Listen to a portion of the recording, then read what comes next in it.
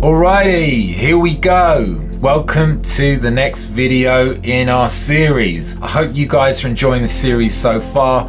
Cognitive Behavioural Therapy is a really cool and helpful thing to learn, and I really hope that you're getting some value from this. As I said, we're teaching you all of the specific tools and techniques, and once you've learned all of them, you can begin putting them together, and I'm sure you've already been applying them to your life over the last few weeks. So today we're going to talk about images. Now, guess what? We don't just have stressful thoughts, stressful feelings, but we also use images. We see images in our mind, we imagine situations, and those images can cause a lot of stress for us. So today we're going to be talking about how images impact you and what we can do about it. So let's get going.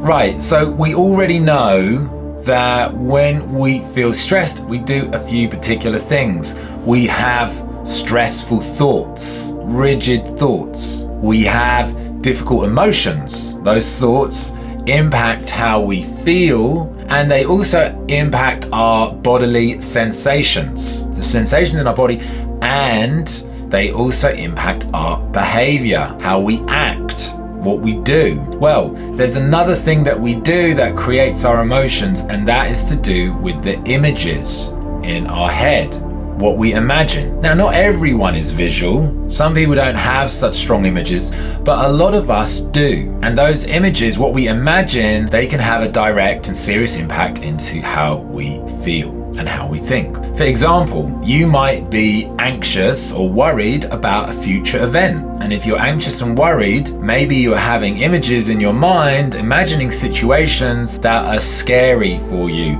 Maybe you're thinking about how it's going to go badly. Maybe you're worried about what's going to happen. Maybe you're worried, if this happens, then that's going to happen. And it's easy for us to visualize what's happening at that future event that we're afraid of.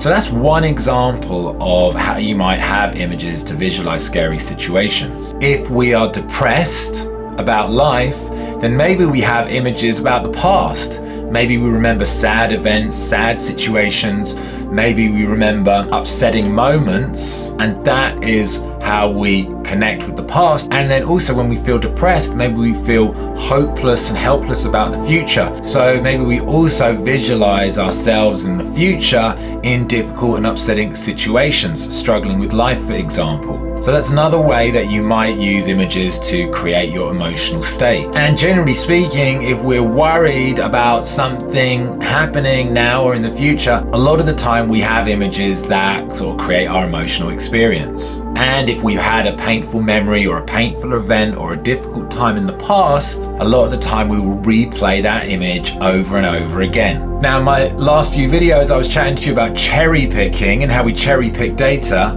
Well, we don't just cherry pick our thoughts, we cherry pick our images, those ideas and images in our head. And a lot of the time we will cherry pick, focus on the most worrying or the most stressful or the most upsetting part of those images. It's crazy, really, as human beings, for us to disturb ourselves, we need to focus on the negative images and avoid the positive images. So if you do have images and you do visualize and think about these things, just take a moment and begin to see, well, what memories or what images or what future images you're focusing on. How is it that you're making yourself feel this way? What are you focusing on? And notice, because each of us makes ourselves feel a particular way. And the way that we do that is by focusing on some things and avoiding other things, as I said in my previous videos. So begin to look at, well, what images am I focusing on? And specifically, what part of those images? What memories or what future projections do I have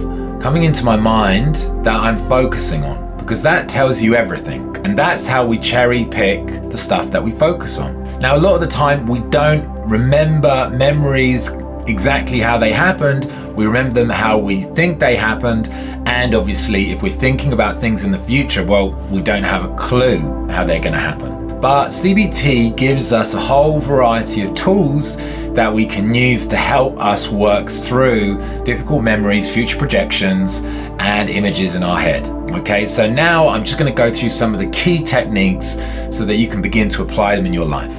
So the first thing you can do with a memory or future projection is to play that through in your mind till the end. A lot of the time when you visualize a scene or a memory, you only play the bit of the scene which is unpleasant, and the same goes for what we imagine in the future. Now the technique is allow yourself to play that story, that video, that scenario through till the end. Most of the time we don't play it through to the end, right?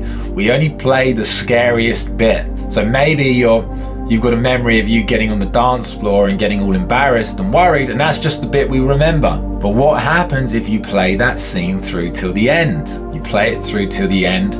Maybe you get off the dance floor, maybe you're going to hang out with some friends, have a drink, I don't know. But you can see if you play that memory through till the end, it stops being so scary. Like you're not just remembering the worst part of it, you're remembering what happened after it. It's not true all the time, but most of the time if we play a memory or something that we imagine through till the end, it's not as scary as we think it is. It's only when we play it through till the end that we can see, okay, maybe it's not as bad as I thought it was. Jumping to a time in the future, if we have a difficult memory or something we're struggling with or a difficult image, allow yourself to fast forward it to a time in the future when that problem has been resolved. If you're having a difficult time, you're having an argument with someone, maybe allow yourself to play that memory or that image through to a future time where you've solved the problem.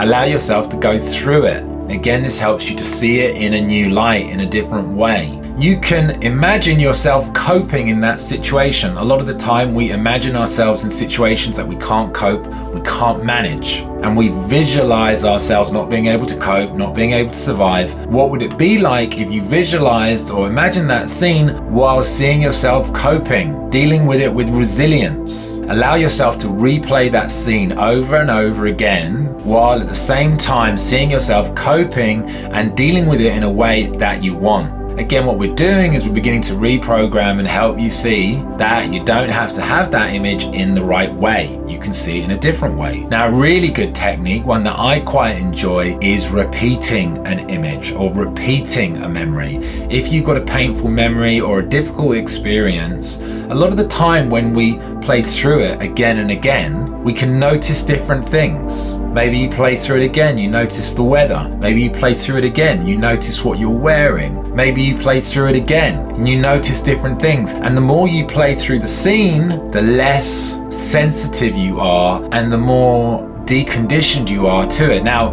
in therapy terms, that's what we call exposure. You're exposing yourself to the uncomfortable feelings, the uncomfortable thoughts, and the uncomfortable images. And in doing that, you become less sensitive and your emotions settle. So allowing yourself to play that memory or that image again and again can be helpful. Obviously, if you're having a traumatic memory, it can help to work through that with a therapist. And also, if these are more the sort of the day-to-day problems that you're dealing with and the day-to-day worries, then definitely for sure, repeating through those memories can help shift how you think and feel about that situation. Finally, you can change the image, change the memory. If there's something about it that you don't like, you can introduce something else that can help shift how you see it. Maybe you see yourself coping with it differently. Maybe you can change an aspect or a part of that memory or a part of that future projection that allows you to feel differently about it. You can get creative with all of these, and as you get more creative, you can shift how you feel about them. Okay, so that covers everything today, guys.